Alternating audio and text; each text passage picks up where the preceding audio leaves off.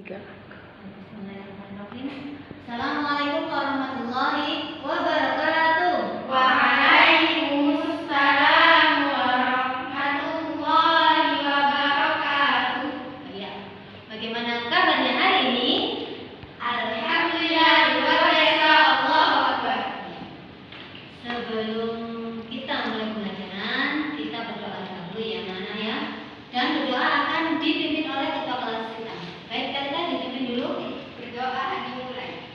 Allahumma inni as'aluka ilman nafi'an wa rizqan thayyiban wa amalan mutaqabbala. Ya, baik. Sebelum kita mulai pembelajaran, Ustazah Riti akan absen kalian terlebih dahulu ya. Baik, mulai dari Talita, Hadir, Nisan, hadir, ya, Farah, Hadir. Ica, hadir, Keisha, hadir. alhamdulillah ya, tidak ada yang absen. Semuanya masuk. Nah, sekarang biar lebih semangat, kita yel-yel dahulu. Ya, kalau sebelum belajar kita yel-yel terlebih dahulu. Kalau sedang dibilang kelas 6 SD ITA Rumah, mana suaramu? Kalian jawab apa? Ini suaraku. Ya, kalau Ustazah bilang mana semangatmu? Kalian balas Ini semangatku. buha, buha, yes. Harus seperti itu ya. Baik, kita mulai ya. Kita mulai. Kelas 6 SD ITA Rumah, mana suaramu? Ini suaraku. Mana semangatmu? Ini semangatku. Buha, buha, Yes. Nah, iya. Alhamdulillah sudah semangat semua, masya Allah. Sekarang kalian buka buku kalian, keluarkan buku kalian, alat tulis kalian, dan dibuka, coba dibuka buku halaman 35. Ya.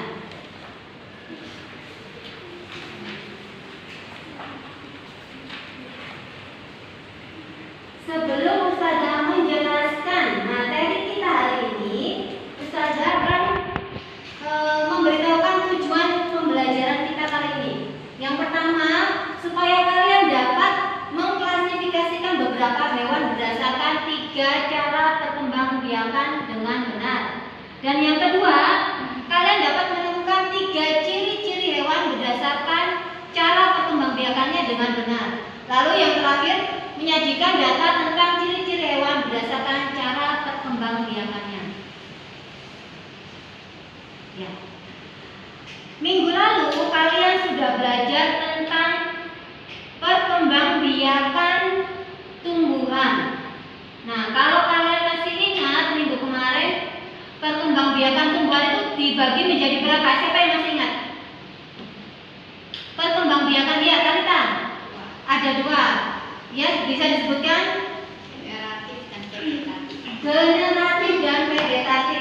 Sekarang, begitupun perkembangbiakan hewan ya sama. Jadi perkembangbiakan hewan dibagi menjadi 2, yaitu secara generatif dan vegetatif.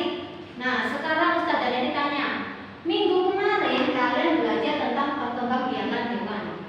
Ada generatif dan vegetatif.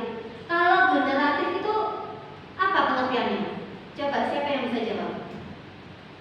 Coba Keisha. Generatif secara kawin. Perkembangbiakan secara kawin. Kalau vegetatif berarti apa?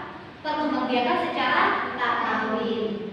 Nah, minggu ini Ustazah akan menerangkan perkembangbiakan hewan secara generatif. Ya, minggu ini Ustazah nanti akan menjelaskan perkembangbiakan hewan secara generatif. Perkembangbiakan hewan secara generatif itu dibagi menjadi 3. 1, secara ovipar, yang kedua secara vivipar, dan yang ketiga ovovivipar. Nah, sekarang kita ulas satu persatu. Perkembangbiakan secara ovipar. Apa itu perkembangbiakan secara ovipar? Ya, perkembangbiakan secara ovipar atau secara bertelur adalah perkembangbiakan yang dilakukan dengan cara bertelur. Nah, ovipar ini sendiri berasal dari kata ovum.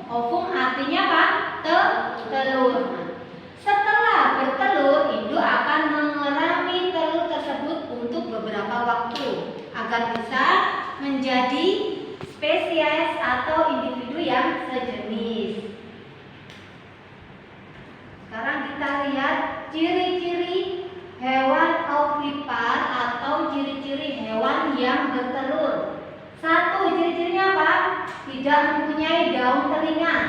Yang kedua, tidak menyusui anaknya. Dan yang ketiga, tidak mempunyai apa? Kelenjar susu. Biasanya ciri-ciri hewan ovipar ini terdapat pada hewan unggas, yaitu induknya mengerami telurnya. Nah, sekarang kita lihat contoh perkembangbiakan secara ovipar atau bertelur. Contohnya hewan apa aja? Satu apa? Ayam. Yang kedua? Burung. Yang ketiga di sini ada apa? Bebek. Lalu apa? Ikan.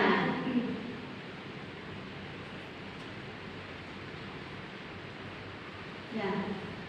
Sebelum kita masuk ke perkembangbiakan secara vivipar, kalau sudah paham maksudnya perkembangbiakan secara ovipar? Sudah. Insya Allah sudah ya. Baik, kita masuk ke perkembangbiakan secara vivipar atau secara beranak. Apa itu vivipar? Yaitu apa? Perkembangbiakan dengan cara melahirkan atau beranak. Pada umumnya, perkembangbiakan jenis ini banyak terjadi pada hewan jenis mamalia atau hewan menyusui. Nah, ciri-cirinya apa? Satu, menyusui anaknya. Dan yang kedua apa? Termasuk hewan mamalia. Yang ketiga, mempunyai daun telinga.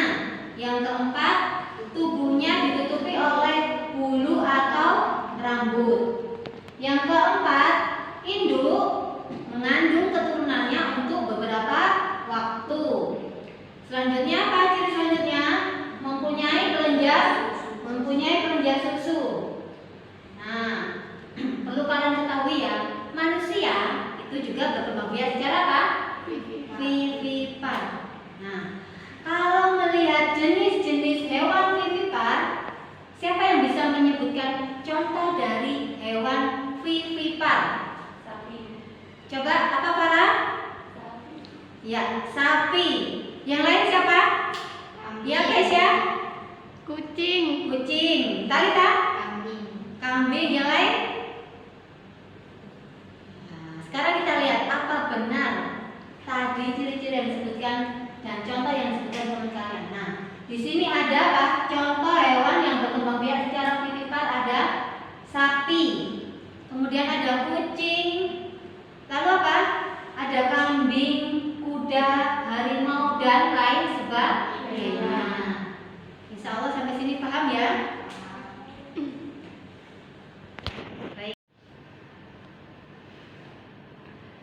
Baik. Setelah kita belajar materi perkembangbiakan secara generatif pada hewan, yaitu ada ovipar, vivipar dan ovovivipar, kira-kira ada kesulitan nggak kalian? Ada yang ditanyakan? Alhamdulillah ya, insya Allah paham semua ya. Nah, tugas kalian minggu depan, satu, mencari gambar hewan ovipar, vivipar dan ovovivipar. Kalian bisa cari di mana? Di koran, majalah ataupun mencari di internet. Lalu apa?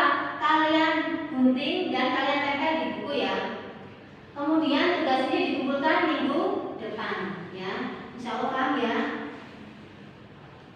Ada pertanyaan sampai di sini? Tidak. Ada pertanyaan. Baik.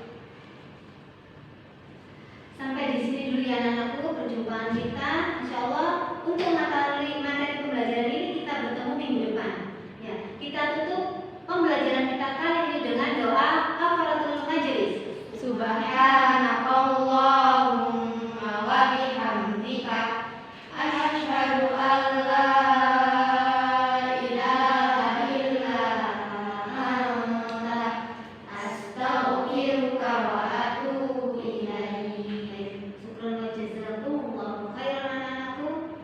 Apabila Ustaz dan Nabi ada salah kata, salah perbuatan, Ustaz dan Nabi minta maaf ya. Semoga